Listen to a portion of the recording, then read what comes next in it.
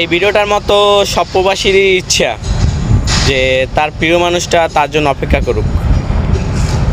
অবশ্যই ভিডিওটা ভালো লাগে লাইক করবেন। তোমাকে পেয়েছি আমারই জীবনে, ভালোবেসে নেব তাই বুকে জড়িয়ে। তুমি মিশে আছো আমারে মনে প্রাণে, এই সোনার হৃদয়ের গহীনে।